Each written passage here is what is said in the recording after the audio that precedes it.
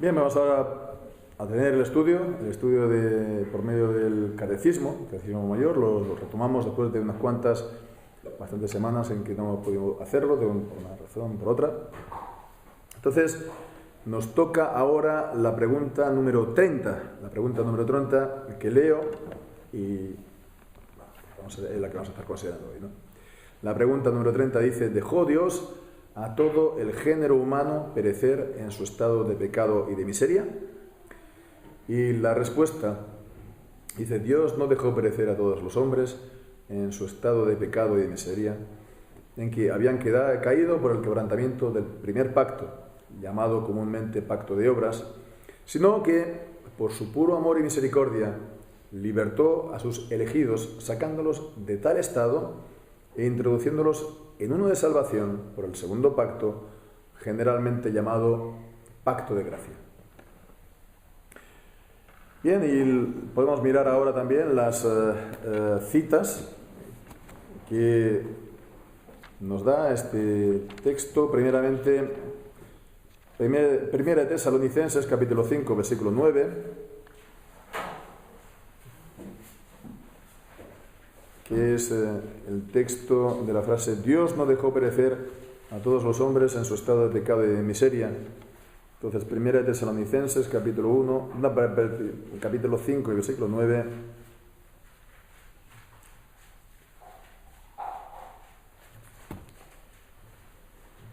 Porque no nos ha puesto Dios para ira, sino para alcanzar salvación por medio de nuestro Señor Jesucristo. Y ahora también, Gálatas capítulo 3, versículos 10 y 12, cuando nos está hablando de la frase siguiente: en que habían caído por el quebrantamiento del primer pacto, llamado comúnmente pacto de obras. Gálatas 3, 10 y 12. Porque todos los que son de las obras de la ley están bajo maldición, porque escrito está: maldito todo aquel que no permaneciere en todas las cosas que están escritas en el libro de la ley para hacerlas. Y el versículo 12: y la ley no es de fe, sino el hombre que haga estas cosas vivirá por ellas. Después está Tito, capítulo 3, versículos del 4 al 7. Y bueno, ya para la última frase, que dice: sino que por su pura amor y misericordia libertó a sus escogidos, sacándolos de tal estado, introduciéndolos en uno de salvación por el segundo pacto, generalmente llamado pacto de gracia. Y las citas son Tito, capítulo 3, versículo del 4 al 7. Tito 3, del 4 al 7.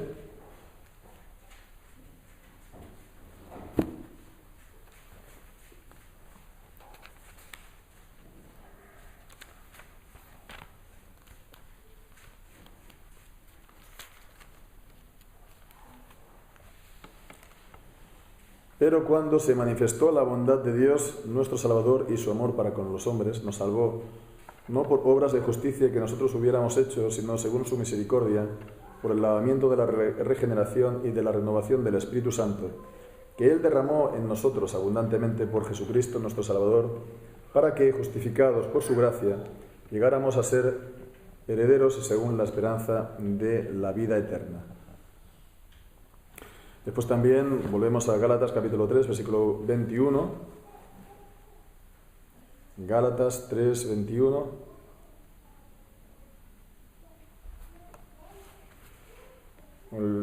Dice: luego, ¿la ley es contraria a las promesas de Dios? De ninguna manera, porque si la ley dada pudiera vivificar, la justicia sería verdaderamente por la ley.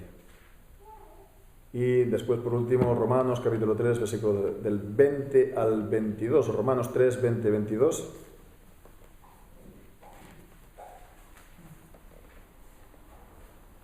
Por cuanto por las obras de la ley ninguna carne será justificada delante de Él, porque por la ley es el conocimiento del pecado. Pero ahora, sin la ley, se ha manifestado la justicia de Dios, testificada por la ley y por los profetas, la justicia de Dios por la fe de Jesucristo, para todos y sobre todos los que creen en Él, porque no hay diferencia.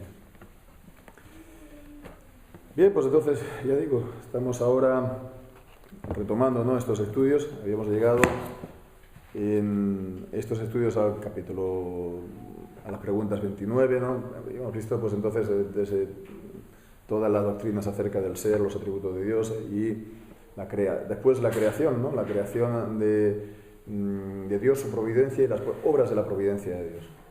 Y en cuanto a las obras de la providencia de Dios, pues vimos la creación del hombre a la imagen y semejanza de Dios, todo lo que esto pues significa, supone. Y también la providencia de Dios para con el hombre en el primer pacto, en el pacto de las obras, ¿no? Y la transgresión, el pecado de Adán y las consecuencias de este pecado de Adán, el pecado original, ¿no?, el estado de, como dice, condenación y miseria que vino no solamente a Adán, sino también a todos los hombres por causa de su pecado. El estado de pecado que, como dice aquí, era de pecado y de miseria, la caída en el pecado original que afecta a todos los hombres. Entonces, la pregunta aquí, en esta que hemos leído hoy, ¿no?, es si Dios dejó a todo el género humano perecer en su estado de pecado y miseria. Entonces, bueno, la pregunta esta ya la sabemos nosotros de antemano, ¿no?, que no es así, ¿no? No es que eso tenga trampa, pero la cuestión es que nosotros ya sabemos que es así, con lo que, bueno, nos podemos tal vez preguntar, ¿no?, ¿qué hubiera pasado si Dios hubiera dejado al hombre perecer en su estado de pecado y de miseria? Es decir, ¿podría haberlo dejado Dios a los hombres perecer sin más, ¿no? ¿Podría pues Él haberlo dejado? Entonces, bien, la respuesta pues no puede ser otra que sí, que Dios lo podía sin problema haber dejado a todos los hombres perecer en su estado de condenación y de miseria y no haber provisto para él pues una salida, una redención, un rescate, una salvación, ¿no?, de ese estado de pecado y miseria, porque el pecado no es de Dios, porque la rebelión es de los hombres, porque los hombres son culpables. Por lo tanto, además, el pecado es principalmente una afrenta contra Dios. Entonces, Dios los podía haber dejado a todos los hombres de entrada sin posibilidad alguna de salir de ese estado. Y no pensemos que es una cosa tan fuera de lugar, porque es exactamente lo que ha ocurrido con los ángeles.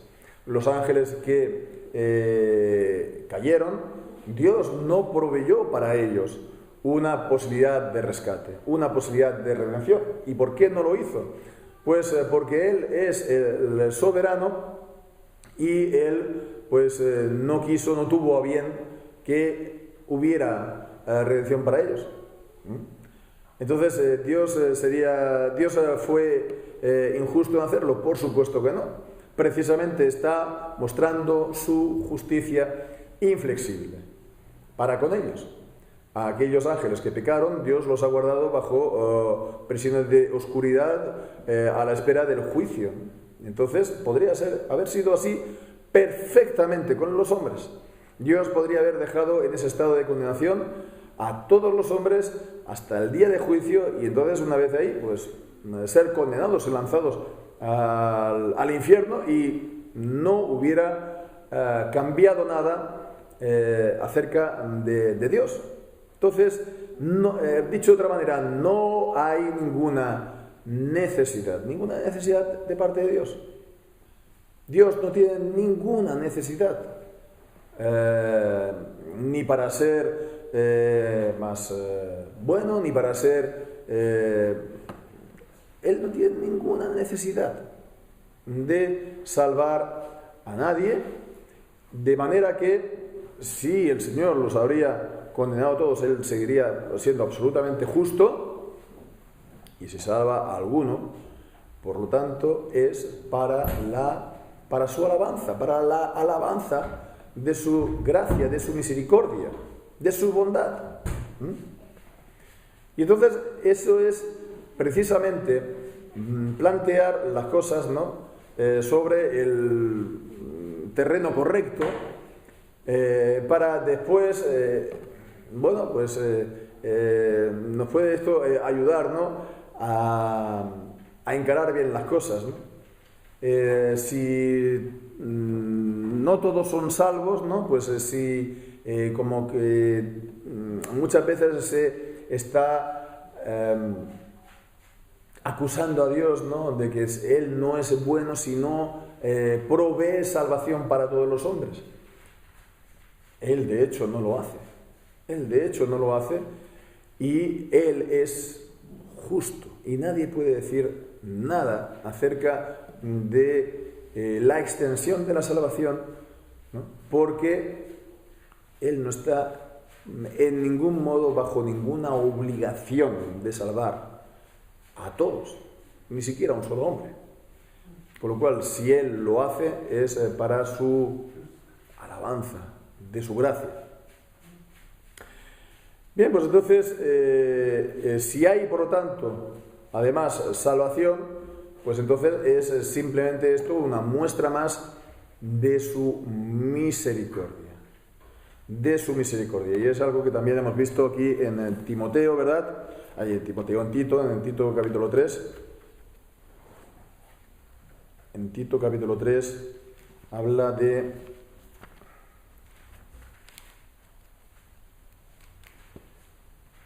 Pero cuando se manifestó la bondad de Dios nuestro Salvador y su amor para con los hombres. Dios es un Dios que se manifiesta. Dios se manifiesta en sus obras. Dios se manifiesta en las obras al exterior, y para empezar la obra de la creación. Y la obra de la creación da a conocer y manifiesta continuamente su eterno poder y su deidad, nos dice Romanos 1. Él lo manifiesta continuamente. Y ahora, pues, en este tiempo, en esta dispensación, en este tiempo último, Dios ha manifestado a los hombres su bondad, su gracia, en el mensaje de la salvación. El mensaje de la salvación obrada por Jesucristo. Entonces es la manifestación de su bondad, de la misma manera que se manifiesta en la creación y también en las obras de la providencia, pues Dios, su ser, sus atributos, de una manera muy especial, su bondad y su misericordia para con los hombres en este tiempo. Entonces es lo que dice aquí el texto, ¿no?, del catecismo, cuando dice que por su puro amor y misericordia Dios libertó a sus escogidos. Es puro amor y misericordia. Dios no está movido, por lo tanto, aquí por consideraciones de la justicia que ellos hayan hecho. Si lo hacen, por lo tanto, es por su puro amor y misericordia. Y de hecho, pues vemos a que esta salvación está en contraste con la obediencia por parte de los hombres. Esta salvación está, por lo tanto, en contraste también con la condenación en justicia de los pecadores. Esta es una salvación misericordiosa. Esta es una salvación de gracia, que no se hace, pues Dios no la hace tomando como base las obras de los hombres, ¿no? Y es entonces el contraste que hemos estado viendo en Gálatas 3, ¿no?, en otros lugares, pero en Gálatas 3, en Romanos 10 también, entre las obras de la ley, ¿no?, y pues la justicia salvífica de Dios. Romanos 3 también, ¿no? Hemos estado viendo entonces en Romanos 3, del 20 al 22, dice que por cuanto por las obras de la ley ninguna carne será justificada delante de él, porque por la ley es el conocimiento del pecado. Pero ahora, vemos este cambio, el ahora, ¿no? Cuando se ha manifestado la bondad de Dios y su misericordia para con los hombres, pero ahora, sin la ley, aparte de la ley, ¿no? Sin considerar, por lo tanto, las obras de la ley que los hombres puedan hacer, se ha manifestado la justicia de Dios. No la justicia para salvarlo en el sentido de salvarlos en base de las obras de los hombres, sino la justicia, el don de la justicia. La justicia, el don para los hombres de la justicia. Testificada por la ley y los profetas, la justicia de Dios por la fe de Jesucristo para todos y sobre todos los que creen en Él. Entonces vemos, ¿no? Se manifiesta la justicia para la salvación, se manifiesta su bondad y su misericordia. Entonces esta es una misericordia, dice, para sus elegidos, ¿no? Sino que por su puro amor y misericordia libertó a sus elegidos. Entonces esto vemos ya nos está situando en el terreno de la elección, ¿no? Este pacto de la gracia, esta gracia, esta manifestación que ahora es del tiempo, Dios la concibió en sí mismo antes de la fundación del mundo. Es entonces una gracia, es por tanto una justicia, como hemos visto en Romanos, es la salida de este estado de condenación para sus elegidos. Está, por tanto, concebida antes del tiempo, fuera del tiempo, en la eternidad, puesto que está hecho en Dios, ¿no? Y se manifiesta en el tiempo, ahora, en el mensaje de la salvación, de la predicación del Evangelio. Pero es entonces para sus elegidos. Y entonces, bueno, pues entonces vemos de esta manera que el estado de caída, ¿no? Por el pecado de los hombres, el pecado de Adán, ¿no? Da lugar a los elegidos al estado de salvación. El estado de caída, ¿no? Da lugar al estado de la salvación a los elegidos, mientras que el estado de caída es definitivo para el resto. Definitivo para el resto. Están en esa condenación. Bien, pues entonces la cuestión es que, fijémonos que aquí se está presentando, por lo tanto, dos mensajes distintos. El de la condenación y el de la salvación.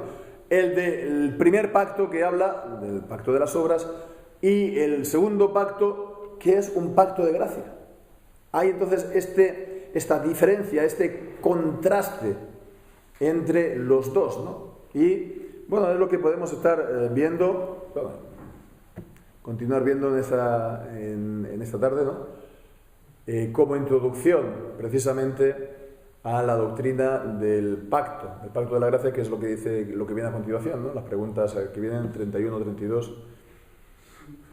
Y bien, que nos lo explica un poco más en detalle el pacto de la gracia, pero es bueno verlo.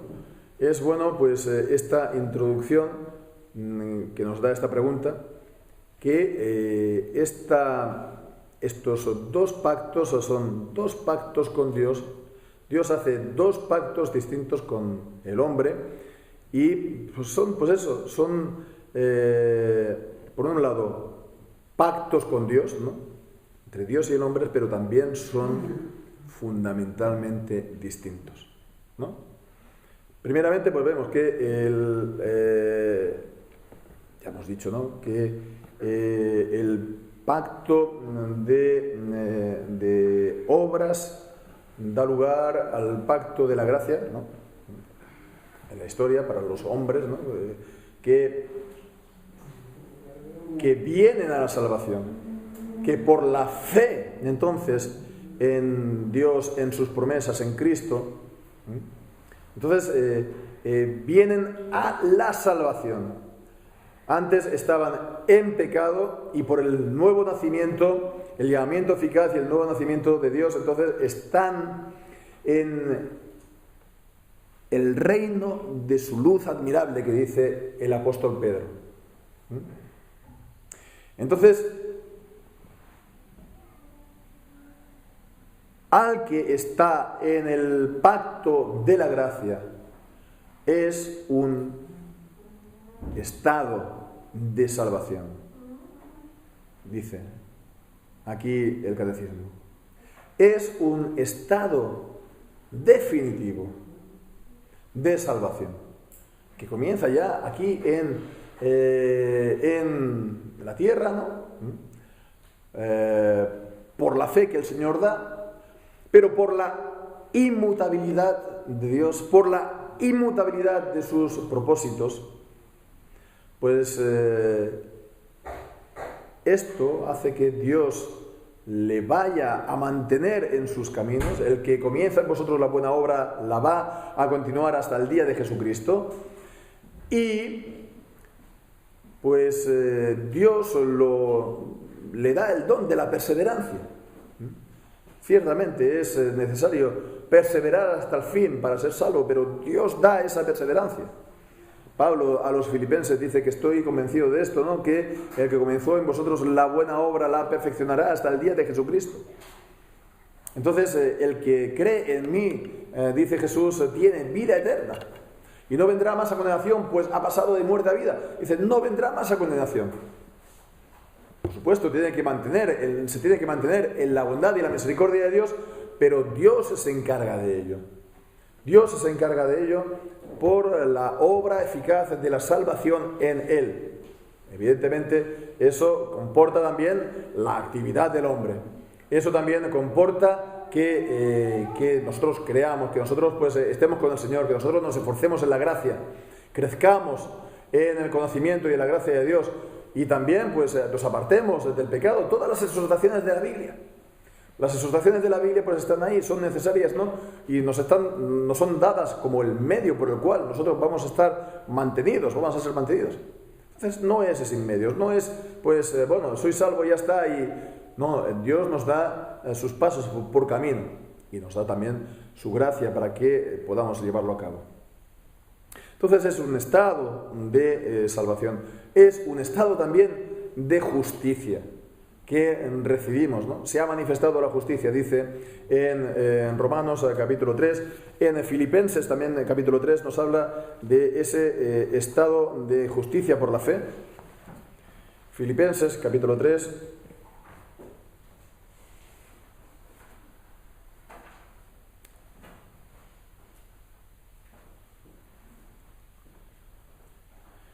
en el versículo 8 y 9, y ciertamente aún tengo todas las cosas como pérdida por la excelencia del conocimiento de Cristo Jesús, mi Señor, por quien lo he perdido todo y lo tengo por estiércol para ganar a Cristo y ser hallado en Él.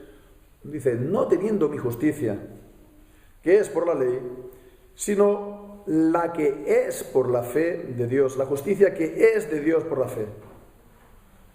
La justicia que es de Dios. La idea que es la justicia de Dios, que viene de parte de Dios, que proviene de Dios. Entonces es un estado de justicia, es un estado de justificación, es un estado de salvación que nos da Dios y que nos saca, por lo tanto, de este estado de condenación, ¿no?, del primer pacto. Bien, pues entonces esto por un lado, vemos por un lado, es parecido porque son pactos en ese sentido, pero sobre todo es un pacto definitivo, ¿no?, de salvación para los elegidos. Vemos la segunda diferencia importante, es que el pacto de obras pues es para todos los hombres, ¿no? Es decir, el pecado original, ¿no?, se extiende a todos los hombres, ¿no? La corrupción del pecado se extiende a todos los hombres, ¿no? La condenación del pecado de Adán se extiende a todos los hombres que no están en el pacto de la gracia. Entonces, el pacto de condenación es para todos los hombres. Sin embargo, el pacto de la gracia es para los escogidos. No es para todos los hombres. y ni siquiera es hipotéticamente para todos los hombres, porque Dios sabe desde la eternidad a quién ha escogido. Ellos son, por lo tanto, con los que Él pues ha concertado pacto con ellos en Jesucristo.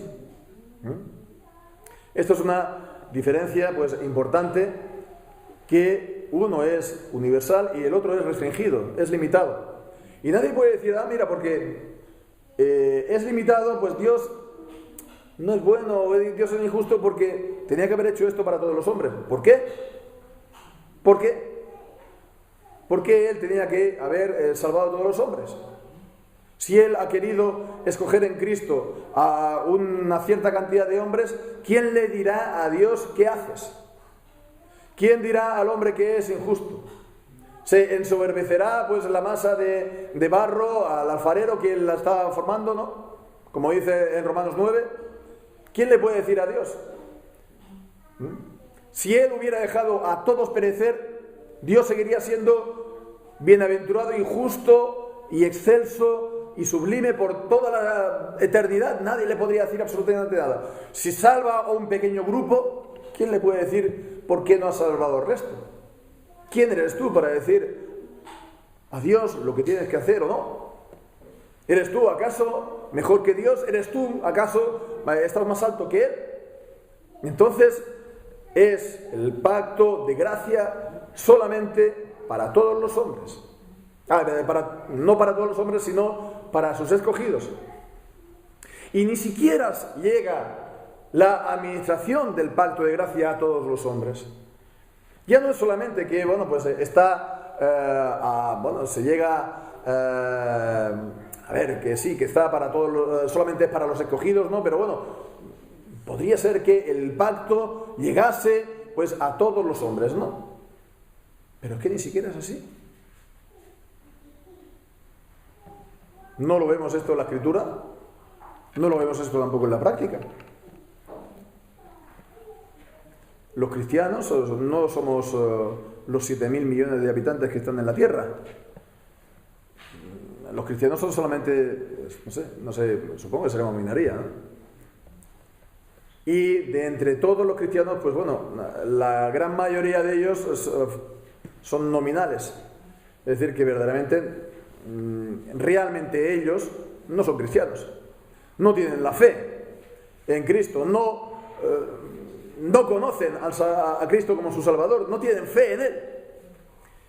Entonces, la administración del pacto de la gracia, la vemos que la predicación del pacto de la gracia no llega a todos los hombres, ¿no? Por supuesto que tenemos que predicar, por supuesto que hemos de ir pues a predicar a todas las naciones, ¿no? Es lo que dice Jesús en Mateo 28, de ir y instruir, discipular a todas las naciones, ¿no?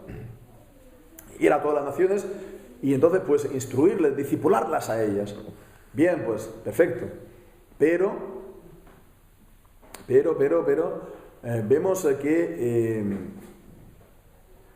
en la práctica Dios también es soberano y dirige unas cosas, dirige las cosas pues según su propósito. Cuando Pablo estaba en el libro de los Hechos, en el capítulo 16, atravesando Frigia y Galacia, ¿no? Pues entonces el Espíritu le impidió ir a un lugar a predicar el Evangelio. ¿Por qué? Porque quería llevarlo no a esas regiones en ese momento, sino a Europa, ¿no? Y entonces desembarcó en Filipos, y ahí pues se plantó la primera iglesia en suelo europeo, lo menos que tengamos aquí en registro nosotros, ¿no? Bueno, pues entonces ahí la cuestión, ¿no?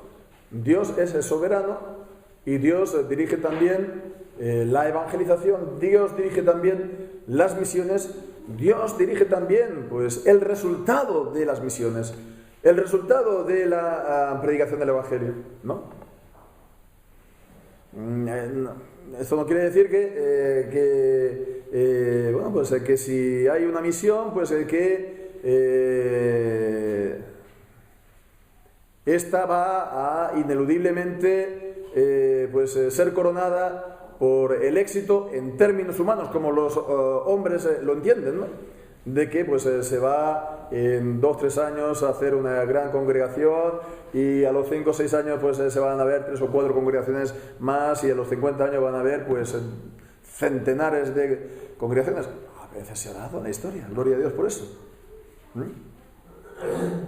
Y si fuera así, pues con nosotros estaríamos también nosotros muy contentos por ello, ¿no? Pero Dios es soberano. Dios envía su palabra a la tierra para efectuar su voluntad, como nos recuerda Isaías 55, y la va a hacer. Y va a traer la salvación de aquellos que Dios ha escogido. No nos quepa ninguna duda. Y va a hacer, su obra. Pero, una vez más, son los propósitos soberanos de Dios. Y si Dios, al final, hará más o hará, según nuestro modo de ver, menos, ¿no? En cuanto a cantidad, por así decirlo, de fruto o resultado, alabado sea Dios igual, ¿no? Alabado sea Dios igual. Con el mucho o con el poco, siempre, en todo caso, tiene que haber plenitud de gozo para nosotros, de estar en los propósitos de Dios, de haber sido instrumentos de Dios, de haber traído su palabra al mundo, etcétera, etcétera. De ser, como hemos visto, aunque seamos pocos, la iglesia, morada de Dios en el Espíritu, nos damos cuenta. Ser templo del Espíritu Santo. Ser cuerpo de Cristo, del cual es la cabeza. Ser la plenitud de aquel que llena todas las cosas en todo. ¡Qué gran maravilla! ¿No? Entonces, por el mero hecho de ser iglesia, por el mero hecho de ser todas estas cosas, ya tenemos que estar asombrados de la gran maravilla de Dios para con nosotros, ¿no? Independientemente del número. No nos hace falta, el número para ser todas estas maravillas. Si lo somos con más, mejor, ¿no? Que con menos. Pero ya el hecho de tener la gracia de Dios, ya el hecho incluso del gran privilegio de ser iglesia de Dios, ya es para estamos más que satisfechos y asombrados y maravillados con Dios. Entonces esto en cuanto a la segunda diferencia, y pasamos ahora a la tercera, la que también llama la atención, porque uno es por obras y otro es por gracia, ¿no?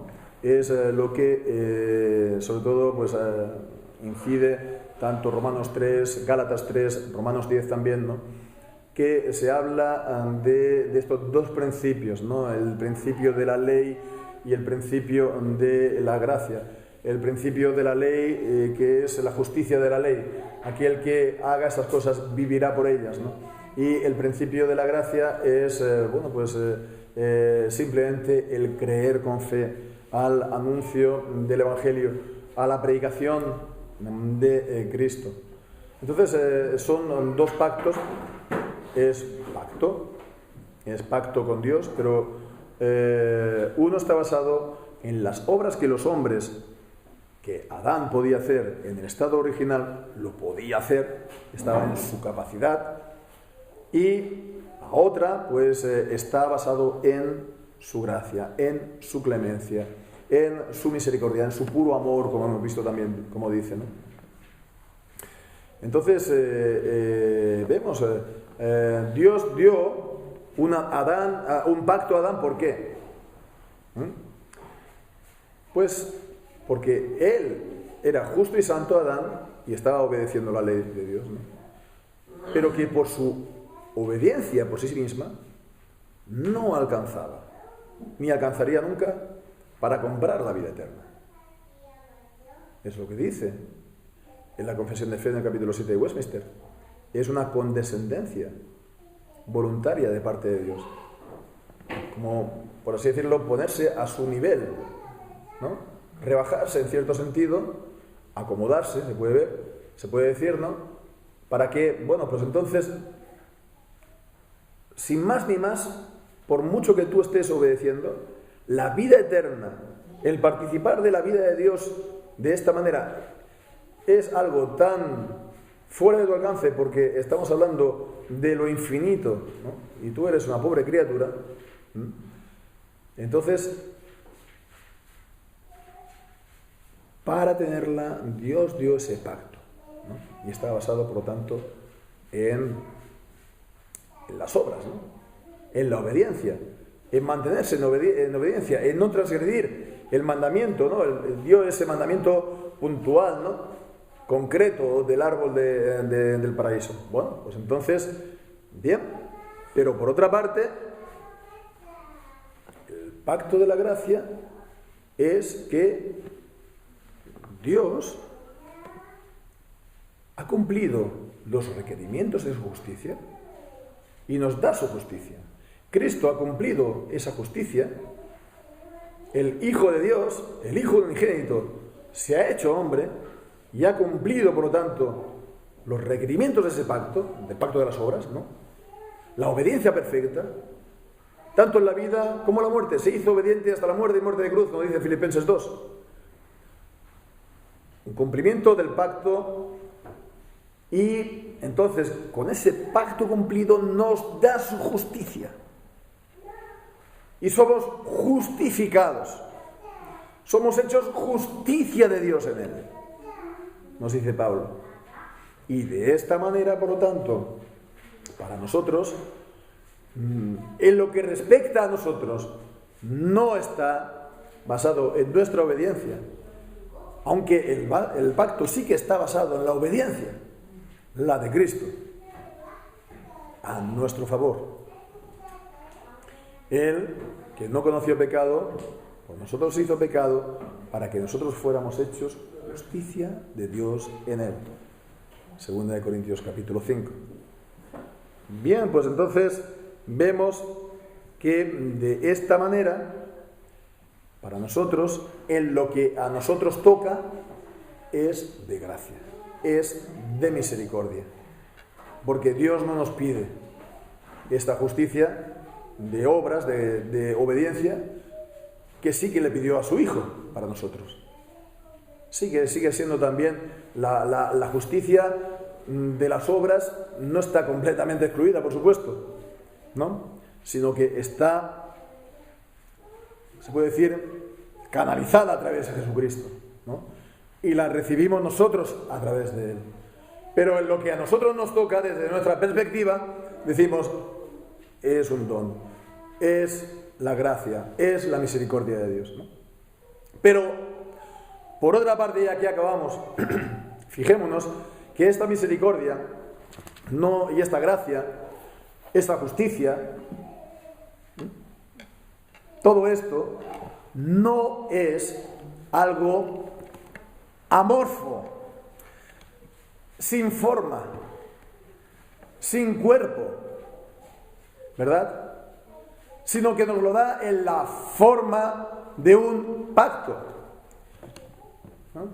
Dios no es como aquel que va haciendo una procesión por la calle, ¿no? Con su maleta llena de billetes de euros, ¿no? Y ¡hala, toma! Como también están repartiendo los caramelos, ¿no? Las procesiones de Reyes, ¿no? Que todo el mundo lo recoja, ¿no? Y todo el mundo se abalanza, ¿no? A recoger los caramelos, y se ponen los caramelos en bolsas y en todos los bolsillos de los abrigos, que por aquel entonces es enero y hace frío, ¿no?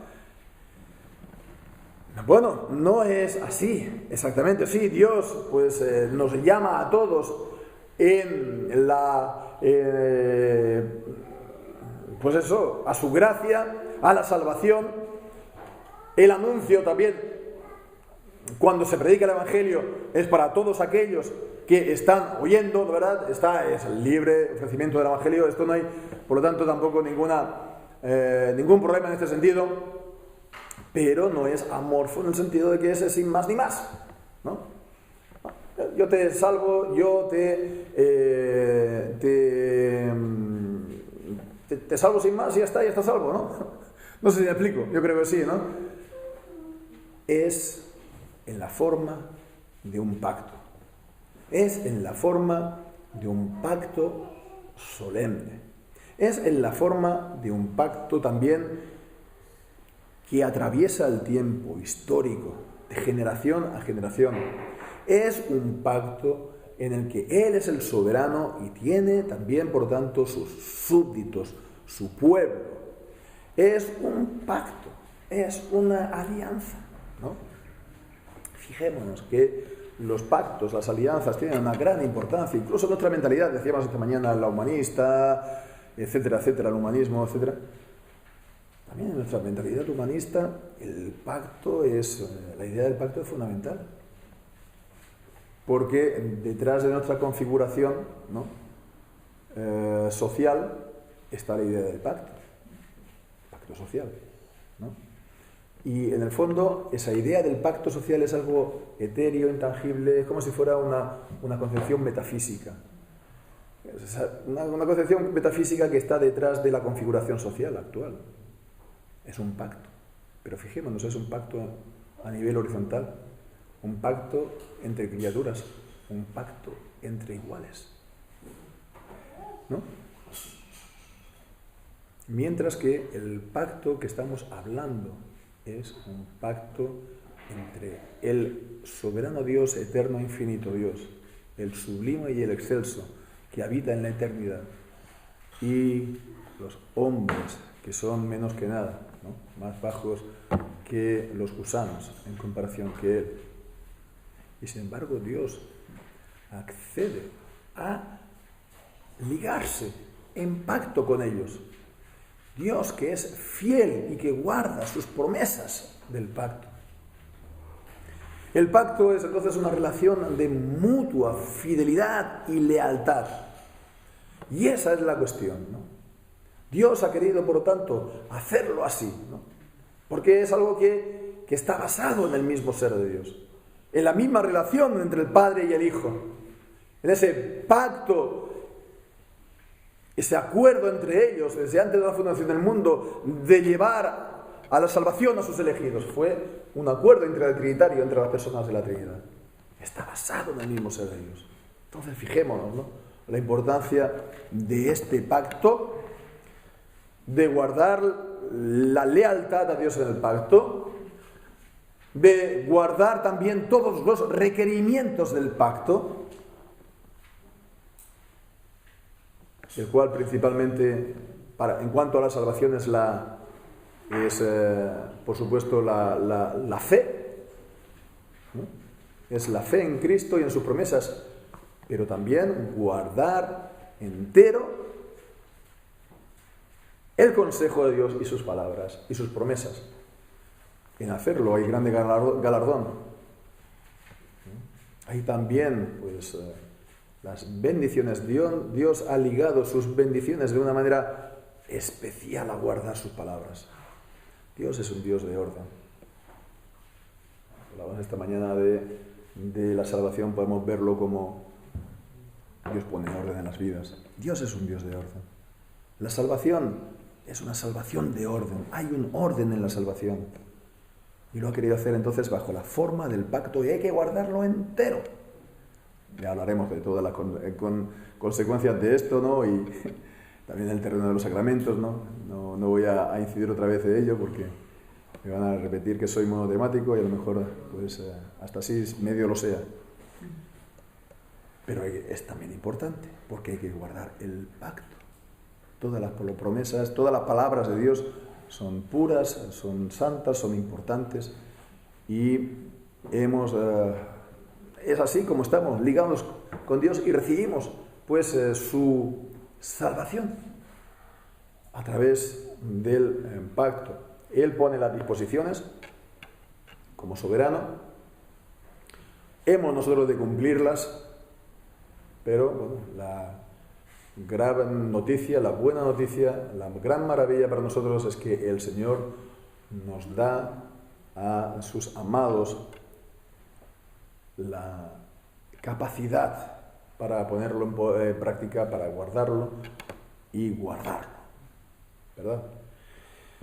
Bien, pues vamos a estar viéndolo como mínimo la semana que viene, más en detalle, pues este pacto de la gracia, pues que el Señor, pues, lo bendiga a lo que hemos visto hoy en nuestros corazones.